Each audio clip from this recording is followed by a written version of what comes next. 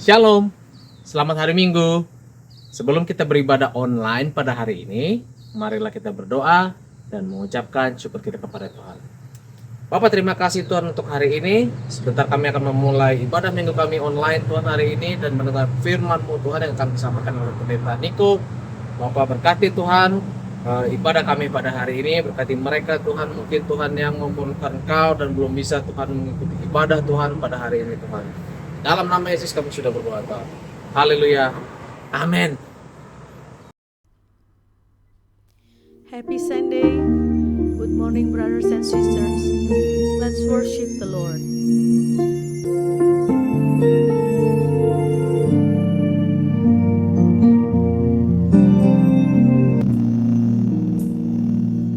There is a sweet anointing in this sanctuary. There is a stillness in the atmosphere. Come and lay down the burdens you have carried, for in a sanctuary God is here. There is a sweet anointing in this sanctuary. There is a stillness in the atmosphere. Come and lay down the burdens you have carried, for in a sanctuary God is here. He is here. He is here to break the yoke and lift the heavy burden. He is here. He is here to heal the hopeless heart and bless the broken. Come and lay down the burdens you have carried, for in a sanctuary God is here. There is a sweet anointing in the sanctuary. There is a stillness in the atmosphere. Come and lay down the burdens you have carried, for in a sanctuary God is here. He is here.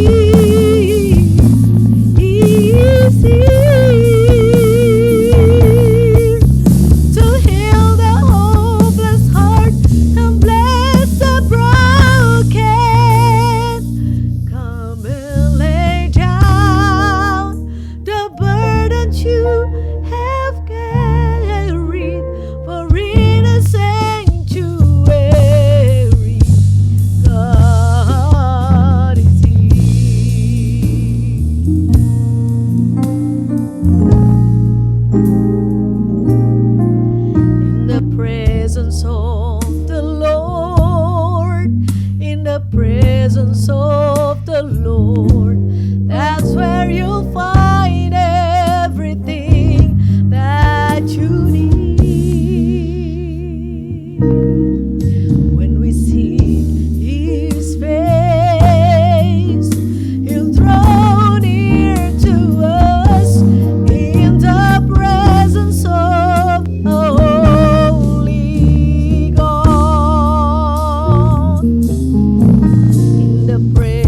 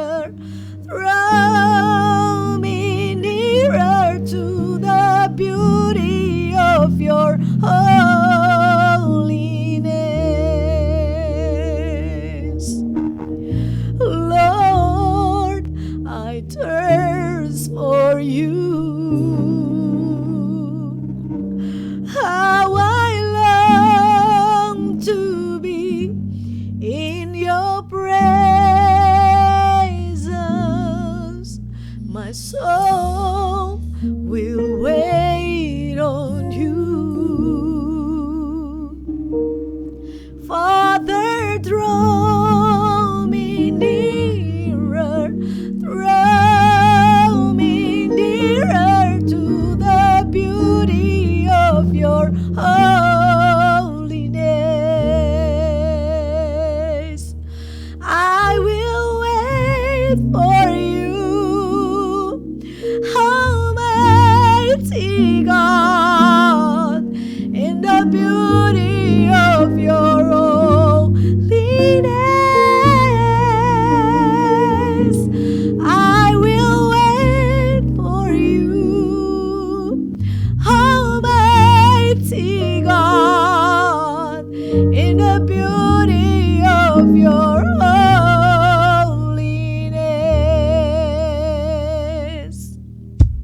Lord, I thirst for you. How I long to be in your presence. My soul will wait for you. Father, draw me nearer, draw me nearer to the beauty of your holiness. I will wait for you, Almighty God, in the beauty of your holiness. I will wait for you, Almighty God, Almighty God, in the beauty of your holiness. I will wait for you, Almighty God, in the beauty of your holiness. I will wait for you, Almighty God, in the beauty of your holiness.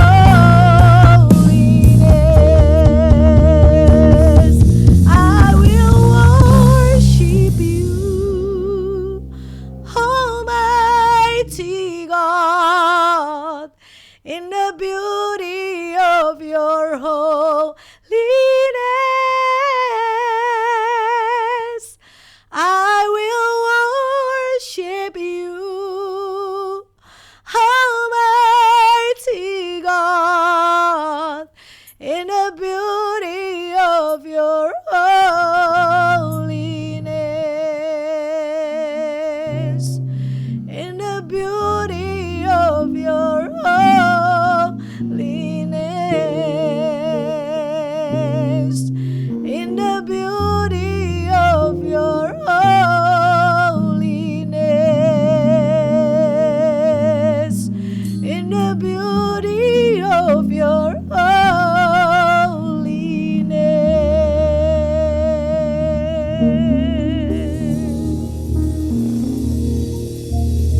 Thank you, Jesus.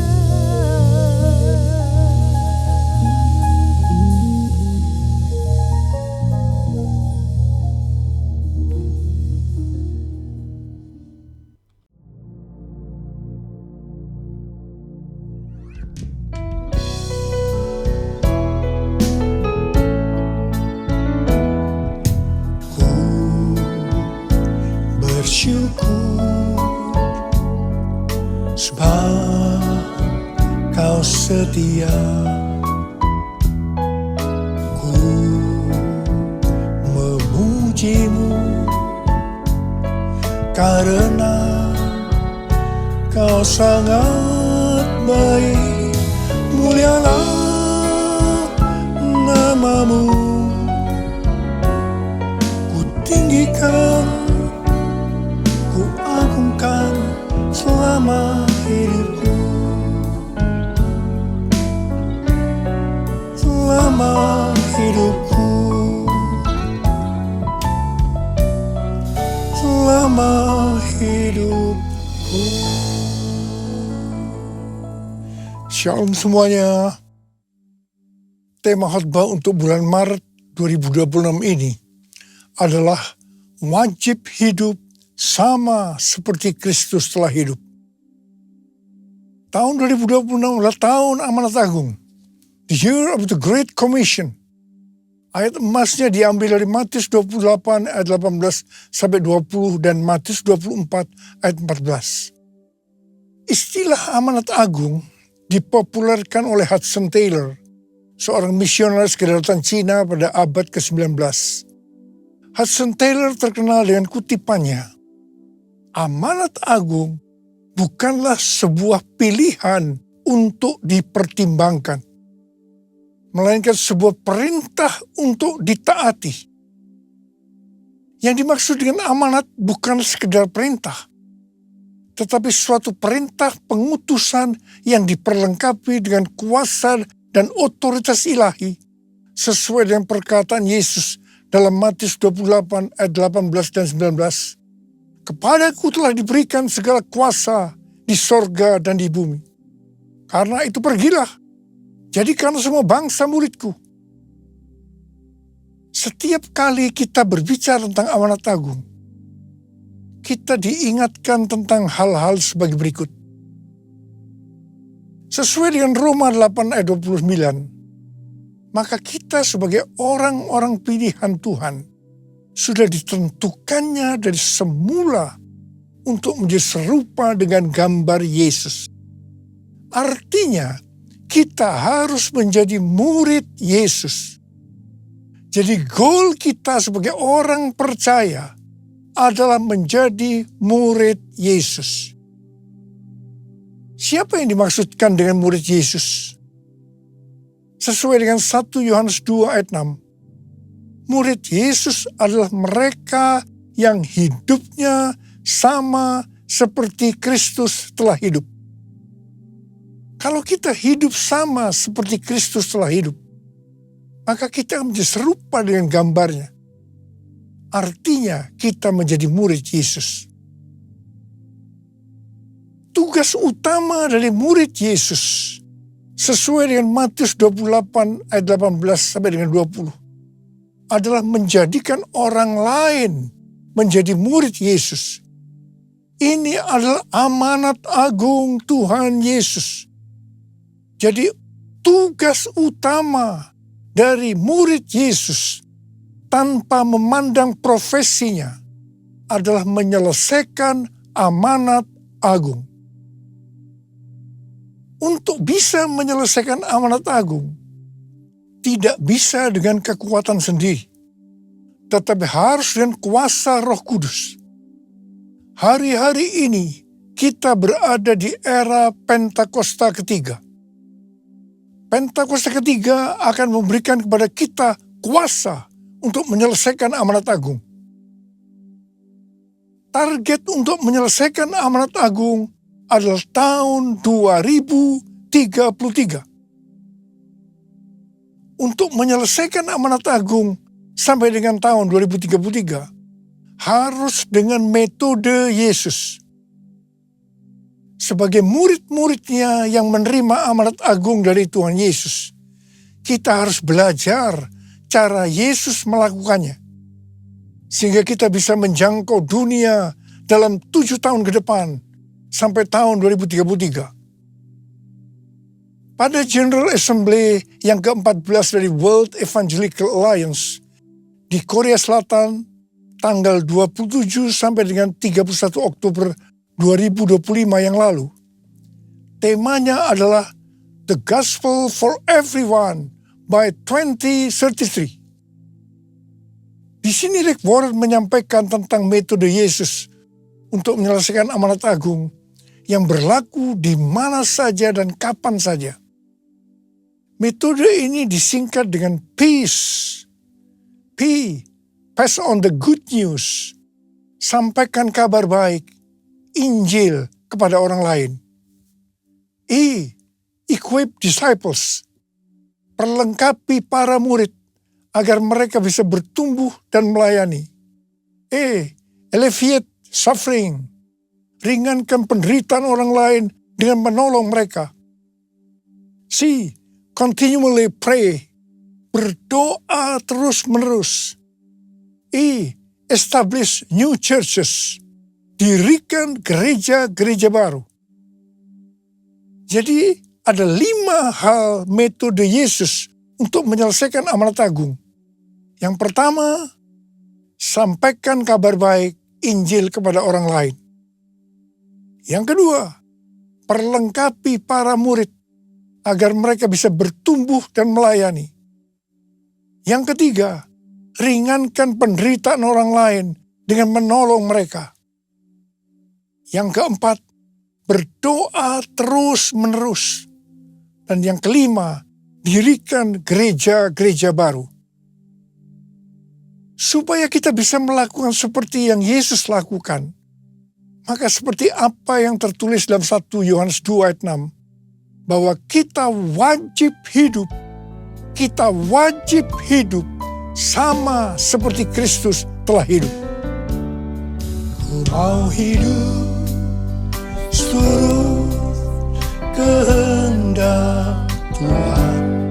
Ku mau memberi semua yang ku dapat berikan.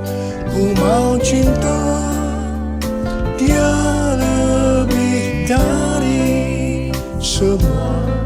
Ku tak dapat membalas kasih-Nya. Ku tak dapat membalas kasih-Nya.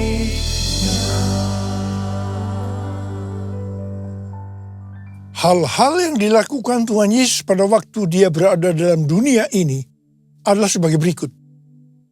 Yang pertama, Tuhan Yesus mengajar kita bahwa segala sesuatu harus dimulai dengan doa.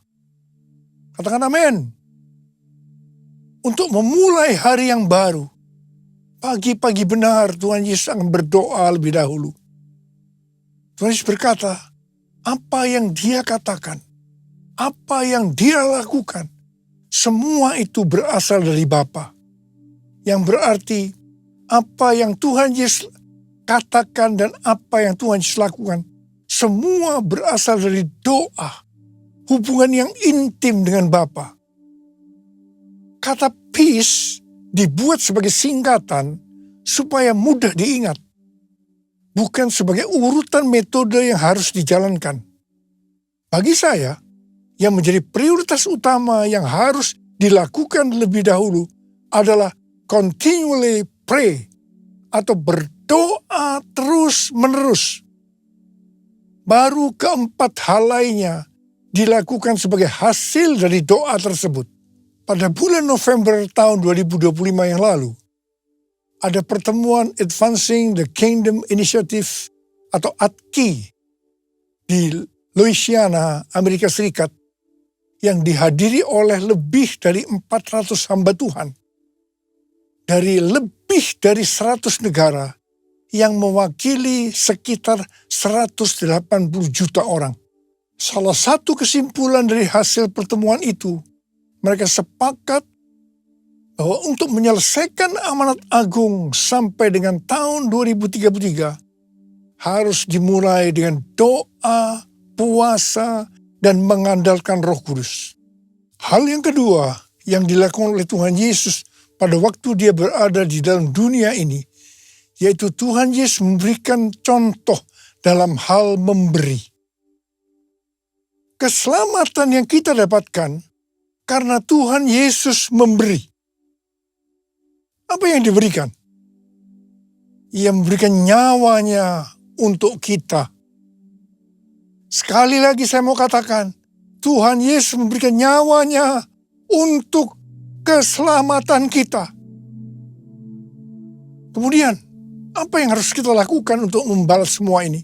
Roma 12 ayat 1 berkata, karena itu saudara-saudara, oleh kemurahan Allah, aku menasihatkan kamu, supaya kamu mempersembahkan tubuhmu sebagai persembahan yang hidup, yang kudus, dan yang berkenan kepada Allah. Itulah ibadahmu yang sejati. Keinginan terbesar dari kita seharusnya hidup kudus, dan berkenan kepada Allah. Kita harus hidup bagi Allah. Kita harus mempersembahkan tubuh kita yang sudah mati terhadap dosa dan sebagai rumah Roh Kudus kepada Allah. Roma 12 ayat 2 berkata, "Janganlah kamu menjadi serupa dengan dunia ini, tetapi berubahlah oleh pembaharuan budimu, sehingga kamu dapat membedakan mana kehendak Allah, apa yang baik, yang berkenan kepada Allah, dan yang sempurna." Bapa, ku persembahkan tubuhku sebagai persembahan yang hidup, kudus, dan yang berkenan padamu, sebagai ibadah yang sejati. Ku sembah Kau, Tuhan, ku sembah Kau, Tuhan, ku serahkan hidupku kepadamu untuk kemuliaan nama-Mu, untuk kemuliaan nama-Mu. Hal yang ketiga yang dilakukan oleh Tuhan Yesus pada waktu Dia berada di dalam dunia ini, yaitu Tuhan Yesus keluar sebagai pemenang. Pesan Tuhan Yesus kepada 7 gereja dalam Wahyu pasal 2 dan 3, yang berarti pesan untuk gereja masa kini, adalah siapa bertelinga, hendaklah ia mendengarkan apa yang dikatakan Roh Kudus kepada jemaat-jemaat. Siapa yang menang akan masuk surga. Tuhan Yesus pada waktu masih berada di dunia dicobai oleh iblis, dan Dia keluar sebagai pemenang. Sesuai dengan Matius 4 ayat 1 sampai dengan 11. Maka setelah berpuasa 40 hari 40 malam, akhirnya laparlah Yesus. Pada saat itu datanglah iblis untuk mencobai Tuhan Yesus. Ada 3 jurus pencobaan yang dilakukan iblis kepada Tuhan Yesus. Jurus pertama, pada waktu Tuhan Yesus lapar, iblis berkata, "Jika engkau anak Allah, perintahkanlah supaya batu-batu ini menjadi roti."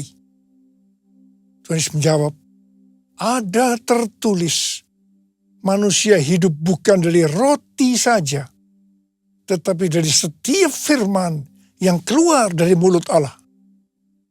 Di sini iblis mau meyakinkan bahwa yang paling penting untuk hidup di dunia ini adalah roti.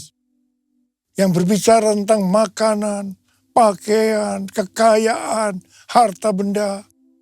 Jadi ini yang menurut iblis harus dicari dengan segala macam cara. Tetapi Tuhan Yesus menjawab bahwa manusia hidup bukan dari roti saja, tetapi dari setiap firman yang keluar dari mulut Allah.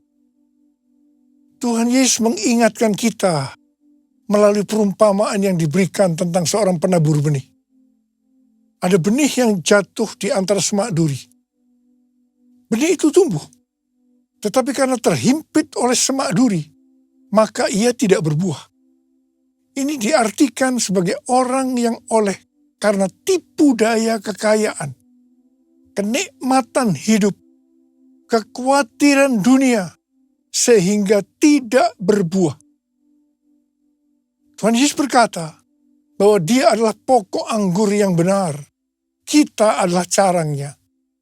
Setiap carang yang tidak berbuah akan dipotong, jatuh ke tanah, menjadi kering, disapu, dan dibuang ke dalam api. Jangan sampai kita mengalami hal yang seperti ini. Tuhan Yesus juga mengingatkan kita, jangan kamu khawatir apa yang akan kamu makan, apa yang akan kamu minum, apa yang akan kamu pakai. Semua itu dicari oleh bangsa-bangsa yang tidak mengenal Allah. Tapi Bapamu yang di sorga tahu bahwa kamu memerlukan semua itu. Karena itu, carilah dulu kerajaan Allah dan kebenarannya. Maka semuanya akan ditambahkan kepadamu. Kita diingatkan, kita harus menjadi pemenang seperti Tuhan Yesus yang sudah menang. Jurus yang kedua yang dilakukan iblis kepada Tuhan Yesus, yaitu tentang mencobai Allah. Iblis membawa Tuhan Yesus ke bait suci dan menempatkannya di pinggir atap bait Allah. Lalu berkata kepadanya, "Jikalau engkau anak Allah, jatuhkanlah dirimu ke bawah. Sebab ada tertulis, mengenai engkau ia akan memerintahkan malaikat-malaikatnya, dan mereka akan menatang engkau di atas tangannya, supaya kakimu jangan terantuk kepada batu." Yesus berkata, ada pula tertulis, janganlah engkau mencobai Tuhan Allahmu. Hati-hati, iblis menggunakan ayat yang diputar balikkan supaya kita jatuh dalam dosa. Di sini Tuhan Yesus sebagai anak Allah tahu bahwa orang yang menjatuhkan diri dari tempat tinggi karena hukum gravitasi akan jatuh dan mati. Karena itu Tuhan Yesus berkata, jangan mencobai Allah. Ada kesaksian dari Yonggi Cho tentang beberapa anak perempuan setelah dari KKR dengan hati yang berkobar-kobar pulang ke rumahnya. Mereka harus menyeberangi sungai yang sedang banjir.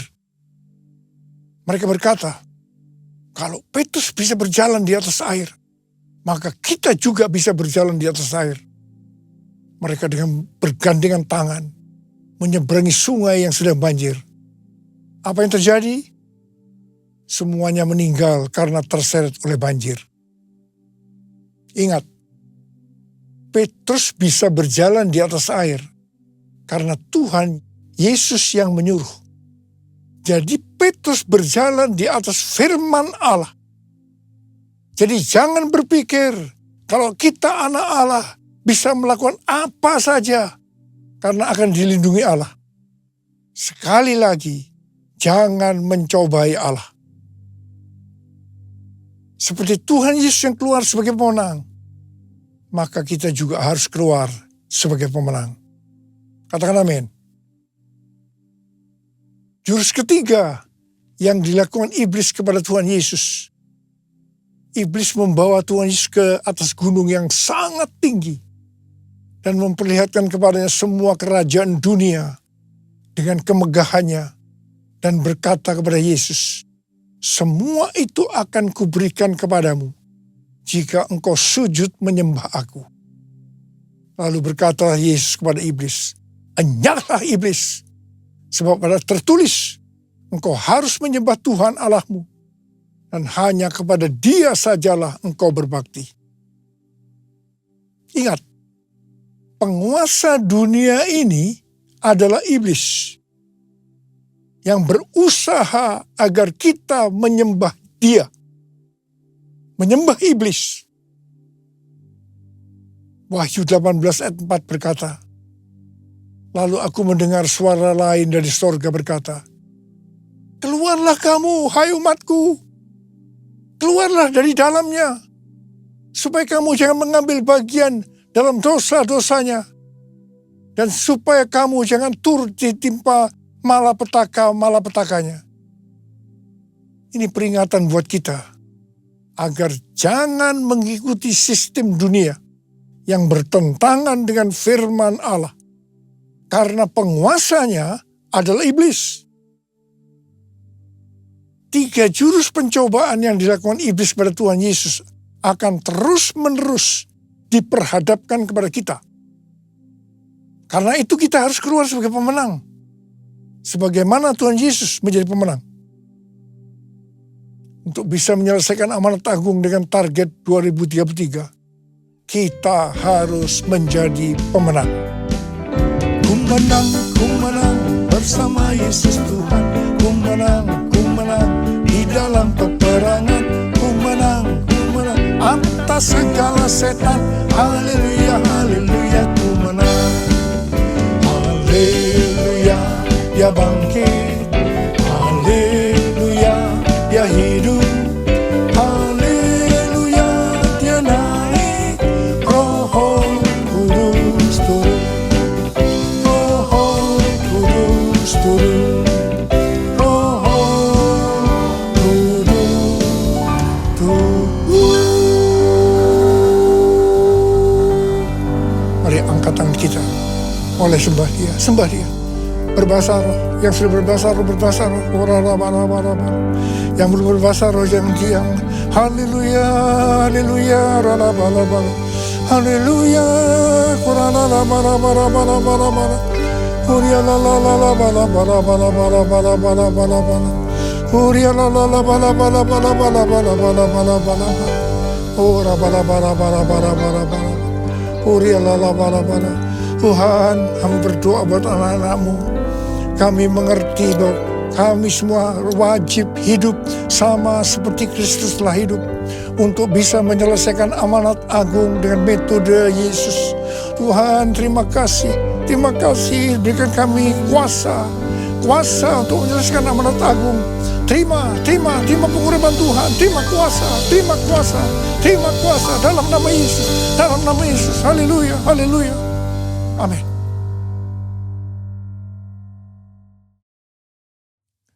Mari kita akan masuk dalam perjamuan kudus. Kita akan mengingat ayat ini. Sebab setiap kali kamu makan roti ini dan minum cawan ini, kamu memberitakan kematian Tuhan sampai Ia datang. Perjamuan kudus adalah perjamuan Tuhan Yesus sendiri. Setiap kali kita masuk dalam perjamuan kudus, Tuhan Yesus selalu berkata, biarlah ini menjadi peringatan akan aku. Karena itu mari tundukkan kepala. Arahkan hati kita kepada kebaikan Tuhan. Supaya kita lebih mengasihi Tuhan Yesus. Kita lebih mengasihi satu dengan lain. Bapa, siapa kami sebelum kami mengenal Engkau? Kami semua orang berdosa. Upah dosa adalah maut, mati. Tapi Engkau yang tidak berdosa telah dijadikan dosa oleh karena kami. Engkau harus turun dari sorga mulia. Mati ganti kami dengan penderitaan yang luar biasa. Sungguh kalau kamu pikirkan betapa baiknya Engkau ya Aba. Itu Engkau ya Aba. Engkau jadikan kami sebagai anak-anak-Mu. Engkau berkati, Engkau tuntun, Engkau bela, Engkau lindungi kami. Engkau tegur juga kalau kami salah. Ya Bapa, terima kasih. Hari ini Engkau akan memberkati kami melalui perjamuan kudus. Tuhan Yesus akan memberkati kita melalui perjamuan kudus ini. Tapi Tuhan mau kita makan dan minum dengan cara yang benar. Karena itu sekarang masing-masing introspeksi. Lihat keadaan dirimu masing-masing. Jangan menyimpan dosa. Kalau ada dosa yang Tuhan ingatkan, kita harus selesaikan. Langsung minta ampun. Ampuni saya Tuhan. Ampuni Tuhan. Ampuni. Apa? Kau melihat anak-anak-Mu yang sedang menyelesaikan segala sesuatunya dengan Tuhan. Layak akan kami untuk masuk dalam perjamuan kudus. Yesus. Kami akan masuk dalam perjamuan kudus dengan hati dan ucapan syukur. Dalam nama Yesus kami berdoa. Amin. Mari. Angkat roti di tangan kanan kita tinggi-tinggi. Sebab apa yang telah kuteruskan kepadamu telah aku terima dari Tuhan. Yaitu bahwa Tuhan Yesus pada malam waktu diserahkan mengambil roti. Dan sesudah itu yang mengucap syukur atasnya. Ia memecah-mecahkannya dan berkata, inilah tubuhku yang diserahkan bagi kamu. Perbuatlah ini menjadi peringatan akan aku.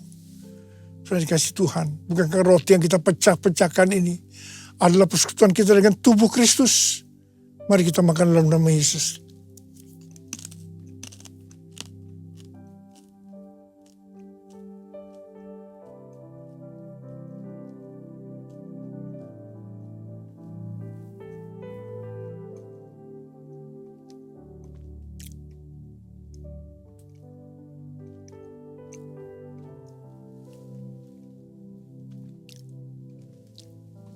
Mari, angkat cawan di tangan kanan kita tinggi-tinggi. Demikian juga ia mengambil cawan sesudah makan lalu berkata, cawan ini adalah perjanjian baru yang dimeteraikan oleh darahku. Perbuatlah ini setiap kali kamu meminumnya menjadi peringatan akan aku. Saudara kasih Tuhan, bukan cawan pengucapan syukur. Yang atasnya kita ucapkan syukur adalah persekutuan kita dengan darah Yesus. Mari kita minum dalam nama Yesus.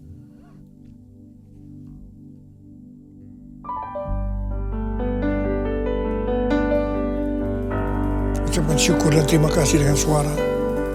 Jangan diam. Terima kasih Tuhan. Terima kasih Tuhan. Terima kasih ya Tuhan. Terima kasih ya Tuhan. Tuhan terima kasih. Saat ini kau sedang menyembuhkan yang sakit. Kau sedang membebaskan yang terikat. Menghibur yang susah. Menguatkan yang lemah. Memberikan pengharapan-pengharapan yang baru bagi yang datang dari keadaan putus pengharapan.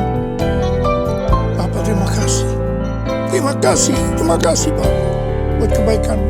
Terima kasih.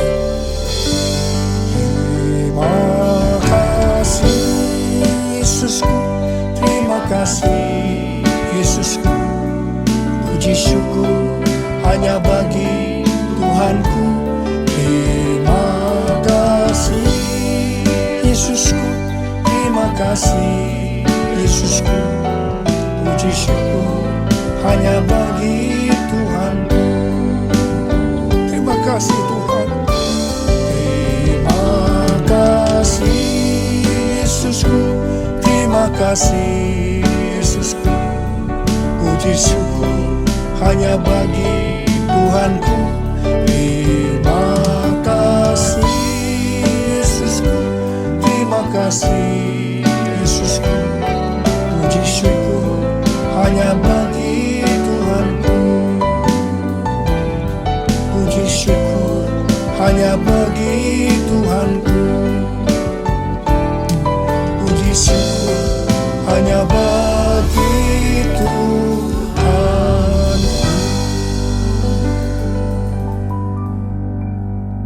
Sekarang terimalah berkat Tuhan. Kasih karunia berlimpah-limpah daripada Allah Bapa dalam anak yang tunggal Yesus Kristus.